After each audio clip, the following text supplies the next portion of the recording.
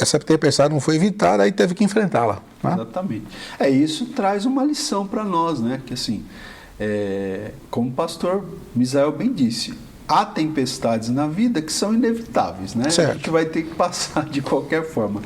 Mas existem muitas tempestades na vida que a gente passa que poderiam ter sido evitadas, né? Como aqui no caso. Então, por exemplo, rapidamente aqui, o que a gente pode fazer para não entrar em tempestades nas nossas vidas?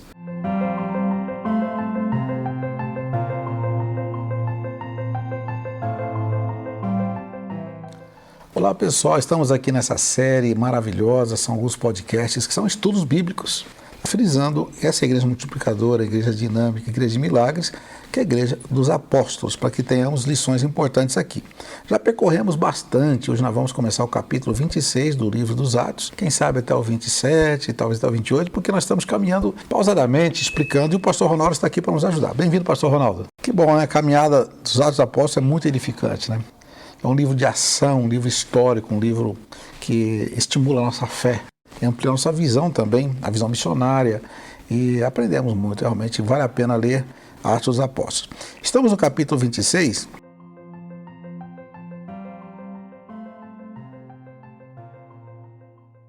É uma sequência, porque Paulo já está preso aqui, né, praticamente, né? Isso. Está preso, de verdade. Então, e agora ele vai se apresentar perante o rei Agripa. E aí ele vai fazer mais uma vez sua defesa, né, pastor? E sempre o mesmo argumento que ele usa, explicando, falando praticamente da sua conversão ao cristianismo. Essa é a sua defesa, né? Exatamente. Aqui, então, Paulo ele vai falar, né, perante o rei Agripa, o governador Festo, que foi o governador que substituiu Félix. Ele pede que o rei Agripa ouça Paulo para que o governador, então, Festo, tenha o que enviar, né, tem um conteúdo para enviar ao imperador romano, já que Paulo tinha apelado para ser julgado perante o tribunal de César. E aí, então, o capítulo 26 vai falar para a gente desse discurso que Paulo faz perante o rei Agripa, né? É interessante aqui, pastor, destacar, por exemplo, no versículo 3 aqui do capítulo 26, que o apóstolo Paulo, ele se dirigindo ao rei Agripa, ele diz: és versado em todos os costumes e questões que há entre os judeus. Então, Paulo ele se sentiu satisfeito em fazer esse discurso diante do rei Agripa, porque o rei Agripa ele conhecia bem, né, a cultura dos judeus, a tradição dos judeus. Como a gente falou em episódios passados, os romanos muitas vezes não entendiam o que estava acontecendo entre os judeus, porque não conheciam a cultura, a história, a tradição do povo judeu. Mas o rei Agripa conhecia. Então Paulo ele até fala que ele estava feliz por poder fazer essa defesa perante o rei Agripa. E ele começa dizendo aqui, ele começa falando que a vida dele, né, a vida de Paulo, todos os judeus conheciam a vida dele, ele não tinha nada a esconder. Ele fala aqui que ele era fariseu, né, que ele viveu fariseu. Ele era então pertencente a uma das seitas do judaísmo. E ele vai usar a mesma linha de argumentação que ele usou tanto diante do Sinédrio como diante do governador, né? Ou seja, que verso 6 aqui: e agora estou sendo julgado por causa da esperança da promessa. De que esperança que Paulo está falando aqui? Da ressurreição, né? Tanto que no verso 8, ele faz até uma pergunta retórica aqui: por que se julga incrível entre vós que Deus ressuscite os mortos? Eu estou aqui, né, como se Paulo dissesse, eu estou aqui porque eu creio que Deus ressuscitou a Jesus dentre os mortos. Por que isso é tão incrível entre vocês? Não é? Por acaso é impossível que Deus ressuscite alguém dentre os mortos? E ele coloca aqui também, né, ele fala um pouquinho da vida dele antes da conversão. Ele diz aqui que parecia a ele que ele devia praticar muitas coisas contra o nome de Jesus. Ele vai falar aqui que ele prendeu a muitos cristãos. No verso 11, por exemplo, ele chega a dizer aqui, não é, que os castiguei obrigando-os até a blasfemar. Né? Então, Paulo ele vai falando aqui, né, perante o rei Agripa, da vida dele antes da conversão, e aí, a partir do verso 12, ele vai falar sobre a sua experiência de conversão.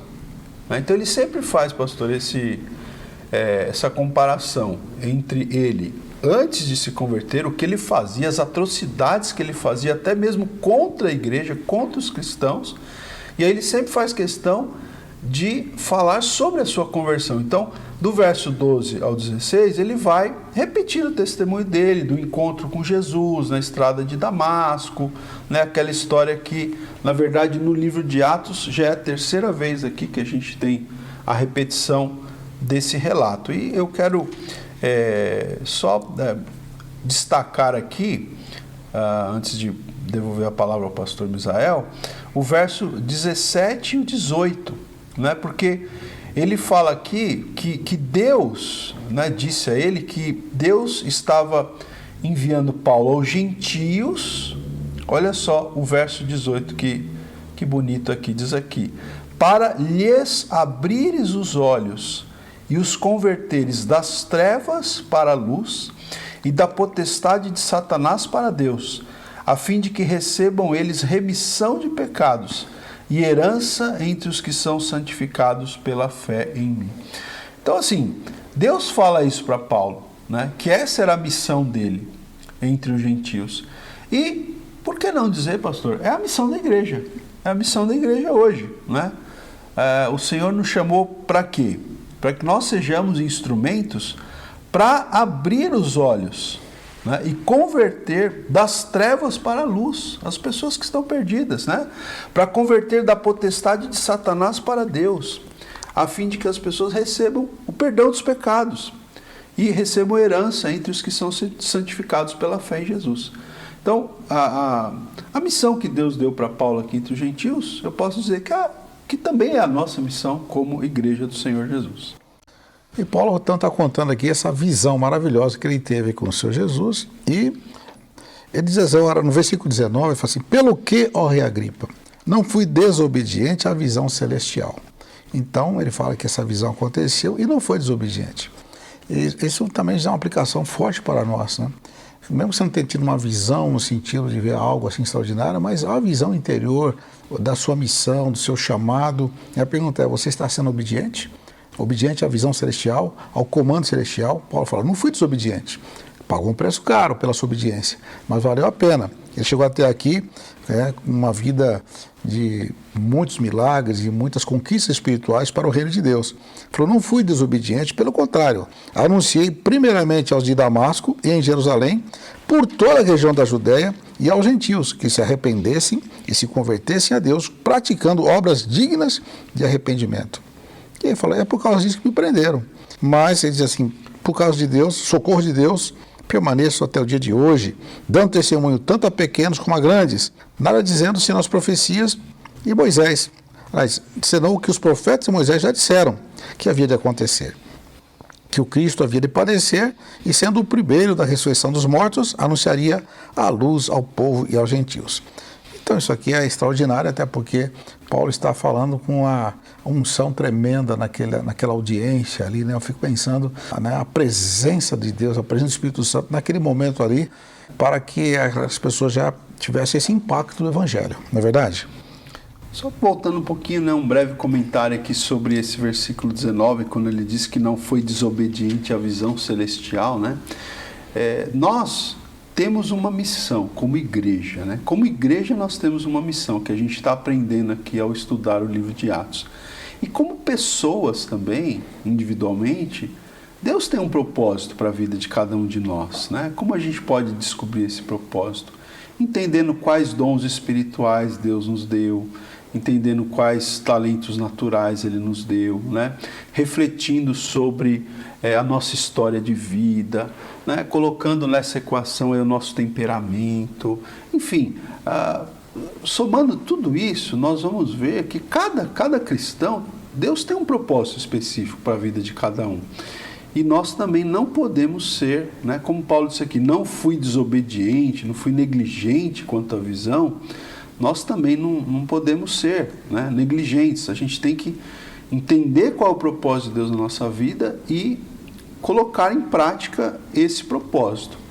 E quando o apóstolo Paulo aqui no verso 23, né, ele está falando tal, ali perante o rei, ele está falando perante o rei Agripa, mas o governador Festo está presente também naquela audiência. E quando ele chega aqui no verso 23, né, dizendo que ele estava incumbido de anunciar a luz, né, ao povo e aos gentios, ali o governador interrompe Paulo no seu discurso, e ele até fala assim para Paulo: estás louco, Paulo, verso 24, as muitas letras te fazem delirar, né? Então o governador interrompe ele aqui, né? Fala para ele: ó, você está, né, as muitas letras estão fazendo você delirar. E o apóstolo Paulo fala: não, eu não estou louco, pelo contrário, né? Eu estou dizendo palavras de verdade e de bom senso, né? E o verso 26 ele diz assim: porque tudo isto é do conhecimento do rei. Ou seja, é quase como se ele estivesse dizendo: Festo, você não está entendendo o que eu estou falando, mas o rei Agripa, ele sabe muito bem do que eu estou falando, né? Porque o rei Agripa era conhecedor da história, das tradições do povo judeu. Então, ele diz aqui no 26, porque tudo isso é do conhecimento do rei, a quem me dirijo com franqueza, pois estou persuadido de que nenhuma destas coisas lhe é oculta. Né? Tudo isso que eu estou falando, que Jesus morreu, que Jesus ressuscitou, o rei sabe, porquanto, verso 26, nada se passou em algum lugar escondido. Tudo tinha acontecido, né? A morte de Jesus, a ressurreição de Jesus, tudo tinha acontecido em Jerusalém. Né? A descida do Espírito Santo sobre a igreja. E aí o versículo 28, pastor, diz assim: então Agripa se dirigiu a Paulo e disse: por pouco me persuades a me fazer cristão. Né? Então, veja que a mensagem, pastor Misael estava falando agora há pouco, né, que Paulo estava falando na unção do Espírito Santo ali, discursando para Agripa, e esses reis, essas autoridades, eles sempre eram tocados pela mensagem de Paulo. Né? Há pouco a gente viu que um deles ficou amedrontado quando Paulo falava sobre o juízo vindouro. Né? Aqui o rei Agripa diz: por pouco me persuades a me fazer cristão. Né? Então é isso, e ao que Paulo respondeu: assim Deus permitisse que, por pouco ou por muito, verso 29, né? Não apenas tu, ó rei, porém todos os que hoje me ouvem se tornassem tais como eu sou, exceto estas cadeias, né? Que vocês pudessem ser como eu, que vocês pudessem ter a experiência que eu tive com Jesus, exceto, só não queria que vocês fossem como eu na prisão que eu estou aqui preso, né?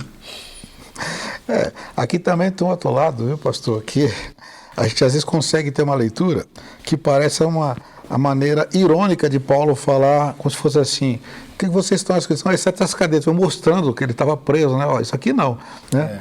Pode ser também esse sentido, né? Sim, não só hora que passa, porque o Festo interrompe, diz: você está louco? Aí o Agripa ainda fala: você quase me fez tornar um cristão. Eu queria que você, por pouco ou por muito, se tornasse cristão, exceto essas cadeias, né?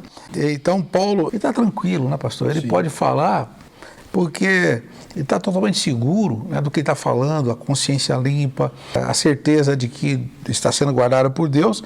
E o chamado que Deus deu para ele lá do começo, de falar, inclusive, para reis, lembra? Olha, ele vai falar para os reis, vai falar para a gente grande. E ele está, então, se cumprindo, falando: olha, isso é naturalmente seguindo um propósito de Deus na vida dele. Só que aí, essa altura, né, diz aqui o versículo 30, levantou-se o rei, também o governador e Berenice, como os que estavam assentados com ele. E, havendo se retirado, falavam uns com os outros, dizendo: este homem nada tem feito passível de morte ou de prisão. Então Agripa se dirigiu à festa e disse: este homem bem podia ser solto se não tivesse apelado para César. Realmente, não aceitaram a palavra do evangelho, mas por outro lado não viram o crime de acordo com a lei romana para prender. Falaram: que pena que ele apelou para o César, você podia até soltá-lo agora mesmo, mas já apelou e agora tem que seguir o processo.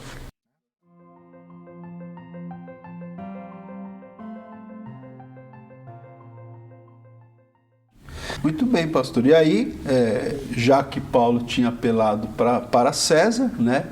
E o imperador estava em Roma, né? Capital do Império Romano na época, então Paulo tinha de ser enviado para Roma, né?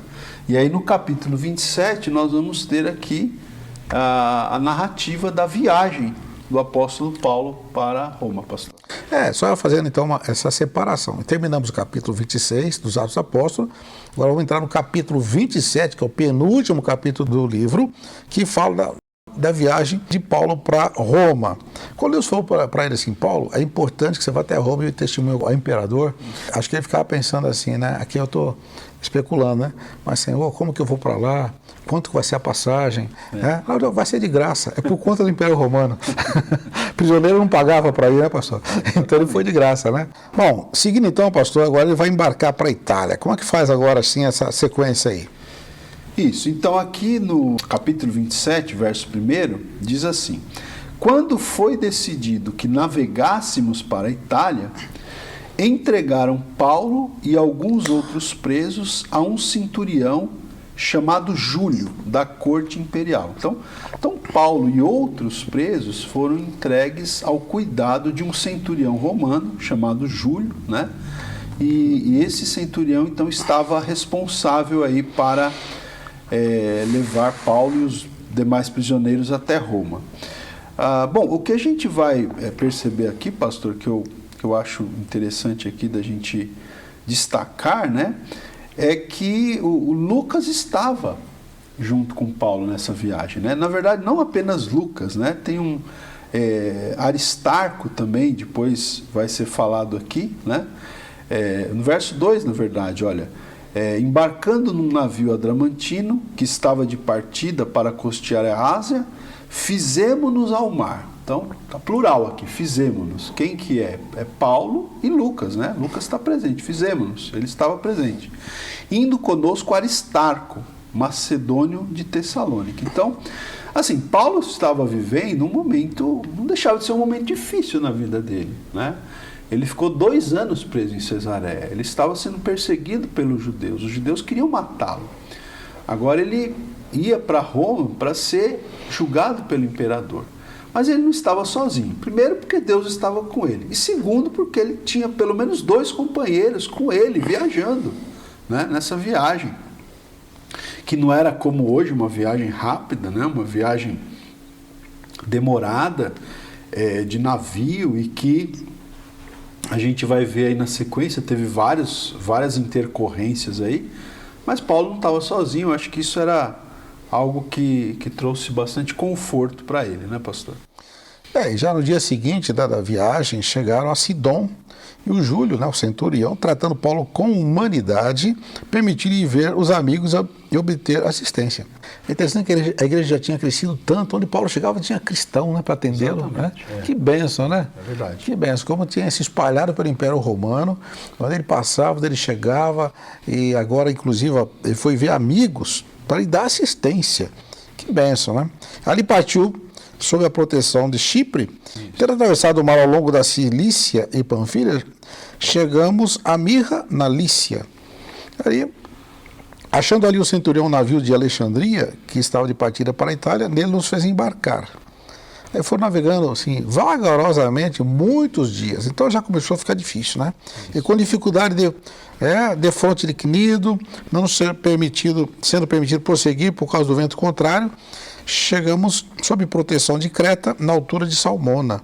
E aí, costeando penosamente, chegamos a um lugar chamado Bons Portos, perto da qual estava a cidade de Lazéia. A viagem começa a ficar complicada, né, pastor? Exatamente. Aqui nesses versículos que o pastor Misael leu, né, nós já temos vários indícios aqui de que a viagem seria difícil. Né? Você vê, fala 2 vezes sobre ventos contrários, fala deles navegarem vagarosamente, né? Fala de dificuldades, né? Fala também que eles costearam um determinado lugar penosamente, né? Mas eles chegaram a um lugar, é interessante até o nome desse lugar, né? Bons Portos, né?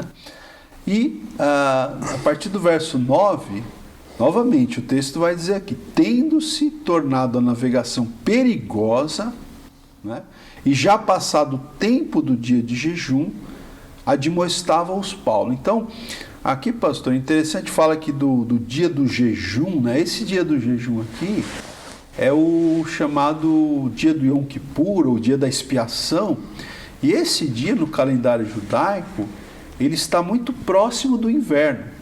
Então, o que o autor Lucas está querendo dizer para a gente aqui é que estava muito próximo do inverno. E no inverno era muito mais difícil a navegação, ela era mais perigosa, né? E, então, quer dizer, somando todos esses fatores, né, o fato de eles chegarem em bons portos, mas com dificuldades, aí o inverno está perto, né? Diante de tudo isso, a Bíblia diz que o apóstolo Paulo vai ali fazer uma admoestação ao centurião, né?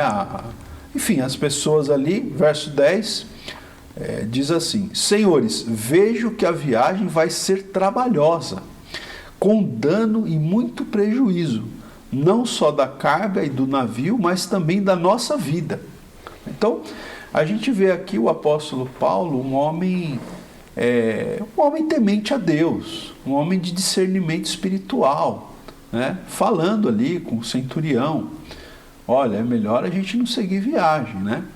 Mas o verso 11 vai dizer, mas o centurião dava mais crédito ao piloto e ao mestre do navio do que ao que Paulo dizia. Só o verso 12 aqui, não sendo o porto próprio para invernar, a maioria deles era de opinião que partissem dali, para ver se podiam chegar a Fenícia e aí passar o inverno, visto ser um porto de Creta, o qual olhava para o nordeste e para o sudeste. Então, pastor, o que a gente vê aqui, né, é que assim, eles vão viajar, né, já se adiantando um pouquinho, eles vão viajar, vai vir uma grande tempestade e vai acontecer um naufrágio. Essa tempestade, pastor, ao que tudo indica, poderia ter sido evitada. Sim. E como se pode evitar uma tempestade? Algumas são inevitáveis, né, pastor? Porque você se apoia no meio do caminho e tal. Essa aqui podia ser evitada, porque Deus mostrou para o Paulo, ele teve discernimento. Acho que o próprio tempo, as próprias condições climáticas já indicavam, não era assim, uma coisa absurda, como falar, a viagem vai ser trabalhosa, vai ter dificuldade. Mas havia, assim, um otimismo exagerado. Mas a gente chega em tal lugar, porque lá vai ser melhor para passar o inverno. Passar o inverno, você vai passar talvez 2 ou 3 meses. Esse Bons Portos, outro lugar ali, era mais simplesinho, né? Que tal ir para um porto melhor, já que é para ficar um tempo maior, e a gente vai ter mais conforto. Mas essa tempestade não foi evitada, aí teve que enfrentá-la. Né? Exatamente.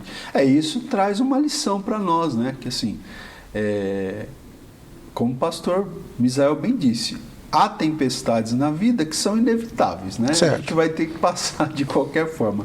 Mas existem muitas tempestades na vida que a gente passa que poderiam ter sido evitadas, né? Como aqui no caso. Então, por exemplo, rapidamente aqui, o que a gente pode fazer para não entrar em tempestades nas nossas vidas? Observar as circunstâncias, né? O tempo estava dizendo que não valia a pena eles saírem dali. A impaciência, eles foram impacientes, né? O que fazer para não entrar em tempestades? Ouvir conselhos de pessoas tementes a Deus. Eles deveriam ter ouvido o apóstolo Paulo aqui, e não apenas os especialistas, né? Ouvir especialistas é bom, mas também precisamos ouvir as pessoas tementes a Deus, né? O comandante aqui, melhor dizendo, o centurião, deu atenção apenas para o piloto e para o mestre do navio, né? E também não dá ouvidos à maioria, né? Ele terminou dando ouvidos à maioria. Enfim, nós temos que ter esse discernimento aqui para a gente evitar tempestades nas nossas vidas, pastor. Eles foram, até houve um vento tranquilo, soprando brandamente o vento sul, pensando eles ter alcançado o que desejavam, levantaram o âncora e foram costeando mais de perto a ilha de Creta. Então tem hora que parece que está tudo bem, tinha um vento brando, tranquilo, mas nós temos que ter um discernimento maior para não ficar assim iludido com uma falsa tranquilidade.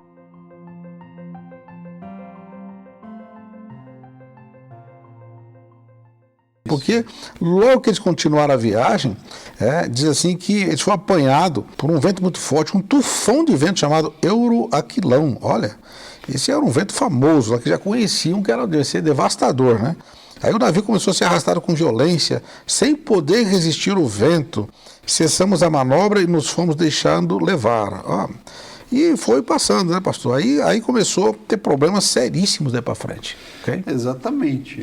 Então aí, assim, é aquela história, né? A gente tem que tentar evitar a tempestade, mas aqui não teve jeito, eles entraram na tempestade, né? Nós vamos ver aqui o verso 18, né? Diz aqui, açoitados severamente pela tormenta, no dia seguinte já aliviavam o navio. E ao terceiro dia, nós mesmos, com as próprias mãos, lançamos ao mar a armação do navio, né? Então, agora eles estavam dentro da tempestade, né? E os marinheiros começaram a aliviar o navio, e o verso 19 vai dizer que aí, quando ele fala que nós mesmos, então Lucas está falando ele, o apóstolo Paulo, o Aristarco que estava com eles, enfim, eles mesmos começaram a lançar ao mar a armação do navio, né? Então começou a ter aquelas perdas, né? Que Paulo já um homem de discernimento espiritual, já tinha prevenido eles de que poderia acontecer. E olha, pastor Misael, a que ponto a situação chegou. Diz aqui no verso 20, né? Não aparecendo havia já alguns dias nem sol, nem estrelas, caindo sobre nós grande tempestade, dissipou-se afinal toda a esperança de salvamento, né? Então assim, o pessoal ficou sem esperanças, né? As pessoas ali naquele navio, eles ficaram totalmente sem esperanças diante das circunstâncias, diante da tempestade que veio sobre eles. Mas tinha uma pessoa que tinha esperança ali, pastor. Estava todo mundo sem esperança. Mas tinha uma pessoa ali que tinha uma postura diferente. Inclusive ficaram vários dias sem comer, né? Porque o desespero, vai morrer mesmo, o jejum, quem sabe os judeus e outros fazendo suas preces, né? Porque o jejum não era só algo assim do judaísmo, dos cristãos. E diz que depois de muitos dias sem comer, no versículo 21 diz, Paulo, pondo-se em pé no meio deles, disse, senhores, na verdade era preciso terem me atendido e não partir de Creta, para evitar esse dano e perda. Mas já agora vos aconselho bom ânimo, porque nenhuma vida se perderá de entre vós, mas somente o navio. Palavra de esperança mesmo, né? Aí ele fala agora algo sobrenatural que aconteceu, porque esta mesma noite um anjo de Deus, de quem eu sou e a quem eu sirvo, esteve comigo, dizendo, Paulo, não temas, é preciso que compareças perante César, e eis que Deus, por sua graça, te deu todos quantos navegam contigo. Portanto, senhores, tenham bom ânimo, pois eu confio em Deus que sucederá do modo por que me foi dito. Porém, é necessário que vamos dar a uma ilha. Então, Paulo começa a dizer o que vai acontecer, né? Começa a dizer que não vai, eles vão se salvar, haverá dano sim, mas todos vão se salvar, né? E Deus fala assim, uma expressão interessante quando Deus fala assim, eu te dei todos quantos navegam contigo, tipo assim, agora são seus, por causa de você que não vão morrer, Paulo, vão dever a vida para você. Muitas vezes as pessoas estão devendo a vida para nós, né? De alguma maneira, né? Não que a gente faça algo assim, mas Deus faz de tal maneira que a vida das pessoas pode depender da gente, como foi nesse caso aqui. Por causa do Paulo que estava lá e do plano de Deus tinha que ele chegasse até o César, Deus ia poupá-los por causa do Paulo. Quem sabe em algumas situações o avião não caiu, o trem não bateu, o navio afundou porque você estava lá. Deus pode usar você para salvar muitas vidas só pela sua presença em algum lugar. É muito interessante isso, né, pastor? Porque Deus tinha feito essa promessa, que ele ia comparecer perante o imperador, né? Sim. Então, Paulo não ia morrer, né? E Deus, por sua graça, deu, né, a Paulo todos os que estavam ali. Eu queria destacar aqui, pastor, rapidamente, o seguinte. Eu disse agora há pouco, né? O que a gente deve fazer para não entrar na tempestade. Mas uma vez que a gente está enfrentando uma tempestade, né, seja talvez até por negligência nossa ou não, o que a gente deve fazer? Eu queria pontuar aqui rapidamente. Primeiro, você vê que eles jogaram, né, eles aliviaram o navio, né? Eles tiveram que jogar a carga fora, né? Então, às vezes na tempestade a gente precisa fazer isso também, aliviar a bagagem, né? Tirar tudo aquilo que está a mais, que está nos atrapalhando, né? Que está sendo um peso, muitas vezes, sei lá, pensamentos, ressentimentos, né? Sentimentos, ou até coisas, sei lá, até coisas materiais, coisas pesos que estão nos atrapalhando de seguir a jornada. Outra coisa o que fazer nesses momentos é a atitude, né? Porque a atitude de Paulo era diferente. Enquanto todos estavam desesperançados, Paulo tinha o quê? Ele tinha uma palavra de esperança, né? Ele tinha uma postura correta, ele se coloca de pé, ele incentiva ao bom ânimo. E tudo isso, pastor, era resultado da comunhão dele com Deus. Por quê? Porque o Senhor apareceu para ele aqui. Ele tá em comunhão com Deus mesmo nessa tempestade, né? Um anjo do Senhor aparece para ele aqui, né? Então, é isso, né? A gente tem que ter essa atitude diferente. E outra coisa, como o pastor já falou, é se apegar às promessas de Deus, aos propósitos de Deus. Paulo sabia que Deus tinha feito uma promessa de que ele ia comparecer perante o imperador. Então ele se apega a isso, ele se agarra a isso, né? E nos momentos de tempestade nas nossas vidas, nós também temos que nos agarrar, nos apegar às promessas de Deus, né? Para nós sairmos vitoriosos dessa situação. Então, e depois ficaram, já era a 14ª noite que eles estavam ali sendo, né, jogados de um lado para o outro, e Paulo, ele viu que os marinheiros estavam tentando fugir porque já estavam vendo proximidade de uma terra, e o Paulo recomenda, né, ao centurião, se ele se pular fora não vai salvar ninguém aqui, os marinheiros não podem fugir. Os soldados cortaram então aqueles barcos salva-vidas que estavam ali por perto, né, que eles tinham, e então cortou, né, os cabos do bote e deixaram afastar-se. Enquanto amanhecia, Paulo rogava a todos que se alimentassem, dizendo: hoje é o 14º dia em que, esperando, estáis sem comer, nada tem provado. Eu vos rogo que comais alguma coisa, porque disso depende a vossa segurança, pois nenhum de vós perderá nem mesmo um fio de cabelo. Olha a palavra profética, pastor, de ânimo, de esperança. Não vai se perder nenhum de vós aqui. E, tendo dito isto, tomando o pão, deu graças a Deus na presença de todos, e depois de o partir, começou a comer. Todos recobraram o ânimo e se puseram também a comer. Olha, da palavra de Paulo deixou todo mundo animado. Que benção, né? Quando você tem um profeta, mesmo no naufrágio, né? Ou pelo menos numa situação trágica como essa, que resultou no naufrágio, tem um profeta ali que diz: pode comer porque nem um fio de cabelo vai se perder. Exatamente. E é bem interessante também a gente continuar contrastando, né, a atitude dos outros em relação à atitude desse profeta de Deus que o pastor Misael falou. Porque você vê, os marinheiros, eles foram muito egoístas, né? Eles pensaram em salvar as próprias vidas, eles queriam fugir no bote, como o pastor Misael já leu, né? Então Paulo, ele percebe isso, ele é muito perspicaz, né? Ele fala isso para o centurião, né? Ou seja, Paulo, ele desarticula o egoísmo desses marinheiros e, ao mesmo tempo, Paulo está pensando no bem de todos. É muito interessante, porque enquanto os marinheiros são egoístas, pensam só em si mesmos, Paulo está pensando no bem de todos. Quando ele fala para o pessoal se alimentar, né? Ele incentiva o pessoal a se alimentar, porque ele não vai se perder nem um fio de cabelo, ele diz. E ele ora, né? O texto, o pastor vai dizer aqui no verso 37, que eram 276 pessoas nesse navio. Era bastante gente. Sim. Se a gente pensar que isso aconteceu há 2000 anos, né? Era um navio que levava quase 300 pessoas. E diante dessas pessoas, Paulo vai orar, né? Ele não se envergonha, ele ora, ele fala ali com as pessoas. E aí então o pessoal, verso 38 diz aqui: refeitos com a comida, aliviaram o navio, lançando o trigo ao mar, né? Então, o que fazer nos momentos de tempestade, né? A gente precisa ter uma atitude diferente, né?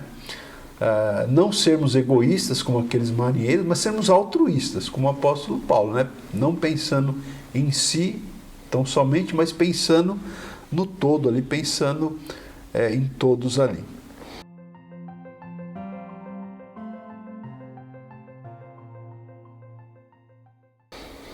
Então, e quando amanheceu, não reconheceram a terra, mas já avistaram uma enseada, onde havia uma praia. Então consultaram entre si se não podiam, né, encalhar o navio, havia esse perigo ali. Levantando as âncoras, deixaram o barco seguir, porém, o que aconteceu que o lugar ali tinha uma correnteza muito forte, encalharam ali o navio, a proa encravou-se e ficou imóvel, mas a polpa se abria pela violência do mar. Olha que violência. Foi rachando, foi quebrando parte do navio na polpa. O parecer dos soldados era que matasse os presos para que nenhum deles nadando fugisse. Mas o centurião, querendo salvar o Paulo, impediu-os de o fazer. Quer dizer, os outros presos foram salvos outra vez por vida do Paulo, né? Exatamente. Ia morrer, não tinha jeito. Mas por causa do Paulo, o centurião, não mata os presos não, para poupar o Paulo. Então ordenou que os que soubessem nadar fossem os primeiros a lançar-se ao mar e alcançar a terra. Quanto aos demais que se salvassem, uns em tábuas e outros em destroços do navio, e foi assim que todos se salvaram em terra. Todos se salvaram. Que bênção quando você tem um homem de Deus, alguém ali presente numa situação, numa família, na sua casa, no seu trabalho, e por causa de você, tanta gente é abençoada. Interessante.